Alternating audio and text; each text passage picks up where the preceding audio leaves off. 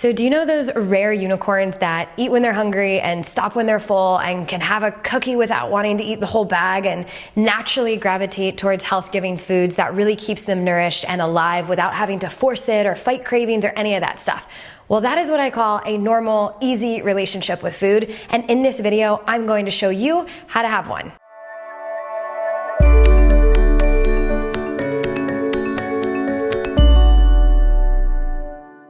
All right, so it's the time of year right around New Year's where everyone is talking about New Year's resolutions, and everything is going to be about how to adjust your external behavior, meaning what kind of food changes can I make and what kind of exercise changes can I make to have what I want with my weight, have what I want with my food, right? But in this video, I'm showing you all the stuff that has to take place beneath the surface to have sustainable weight loss that lasts without dieting, to have a normal, easy relationship with food without having to fight cravings or force it. So each one of these builds on the next, and all of these actually impact your external behavior. And so much success in this area is actually what's going on beneath the surface, because as humans, we are automatic creatures. We operate on autopilot. We operate in a pattern,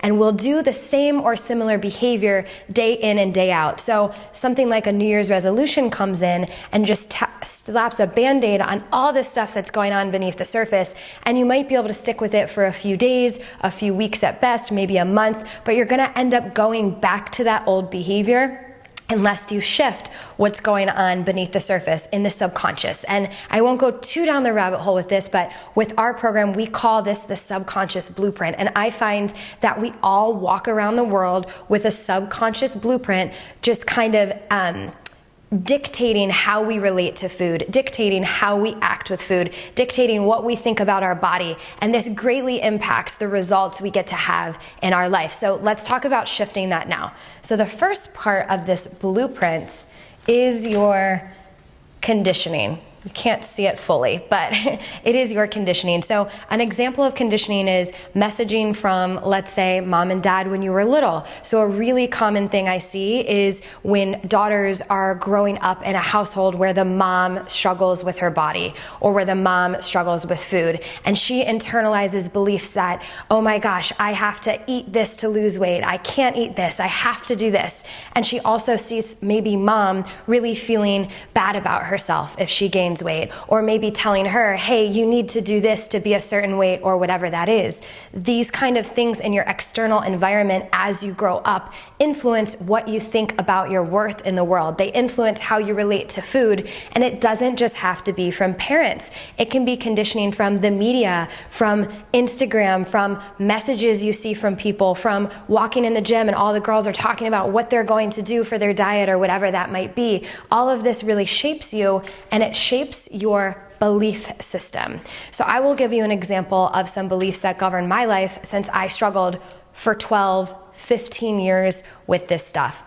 One major belief that governed my life is somewhere along the line through messaging like life is easier when you're skinny or things like that. I developed this idea that to be loved, to have what I wanted in life, that I had to be a certain size. And I don't believe this now, but it was at the root of so much of my behavior. So I sent off on this quest for dieting, and the quest for dieting made my struggle so much harder. If you've been with me, you know dieting triggers your brain to think about food more and eat food more, right? But see what I'm saying? It's not the food that I had the issue with. It's this belief that sent me on this dieting that affect my external behavior and made things so much more difficult. So this is an example of one belief, but you can easily see how your conditioning and your environment can impact your beliefs. And think about the beliefs are what's under the surface that completely govern how you relate to the world, how you take in information, your daily actions, what you do, and most importantly, your upper limit limit for what kind of happiness and freedom and ease is possible with your food. So these shape so much. And obviously, that's going to impact your mindset and your emotions, which go kind of in conjunction with each other, right? So if I feel like I am worthless if I am not a certain size, and I'm not that certain size one day when I wake up in the morning, that's going to kick off certain mindset shifts, certain emotional shifts. I'm gonna feel shame. I'm gonna feel guilt. I'm gonna feel worry, anxiety, sadness. And I'm sure if you've ever emotionally eaten like any of us have, you know that these things can greatly impact your external behavior. Now, ultimately, your mindset and emotions are going to impact your physiology. And some people talk about these things, but a lot of people don't talk about this one.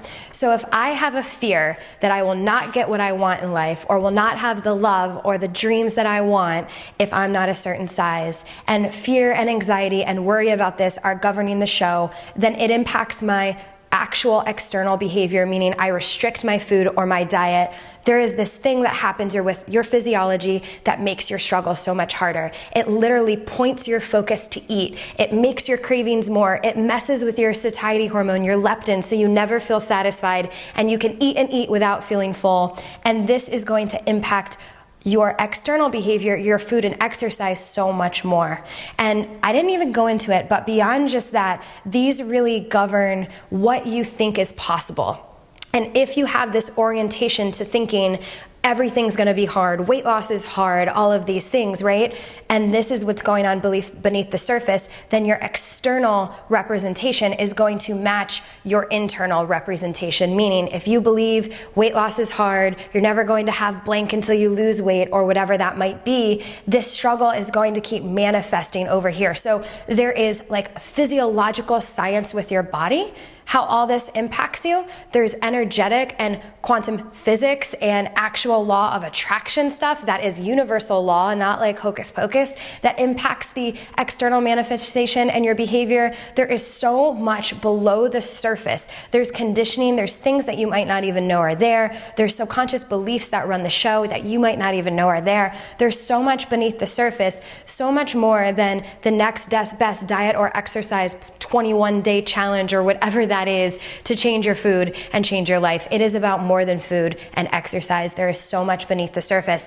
And I know this stuff can sound scary, but what's awesome is once you shift these things and you work through that conditioning that's holding you back, you reprogram your beliefs, you learn how to manage and process your emotions and have a mindset that sets you up for a normal relationship with food. And then your physiology is no longer pointed to eat, pointed to the struggle, right? You just have it easy. You have shifted your subconscious blueprint, and you've shifted the way that you relate to the world, that you relate to food, that you relate to your body. And then the ease with food and exercise becomes second nature. So right now, the entire diet industry is taking a top-down approach, saying that if you do these things, then you'll be happy.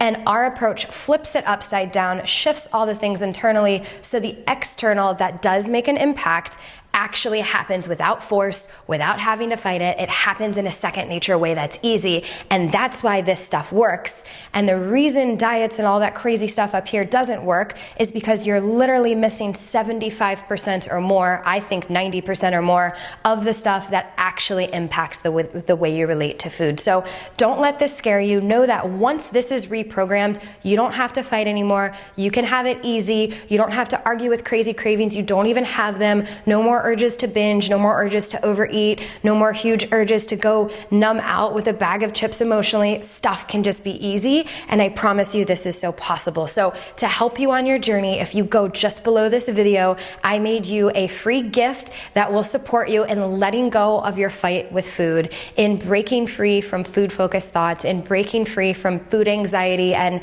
struggling compulsively in this consuming weight struggle, and set you up for freedom from all of this, a place of freedom and ease where your entire subconscious blueprint is pointed to ease and freedom with your food instead of having to fight it. So make sure you go below that video or to the link someplace around this video and get that free gift. I know it will support you and guide you to this beautiful place of what we call over here food freedom forever.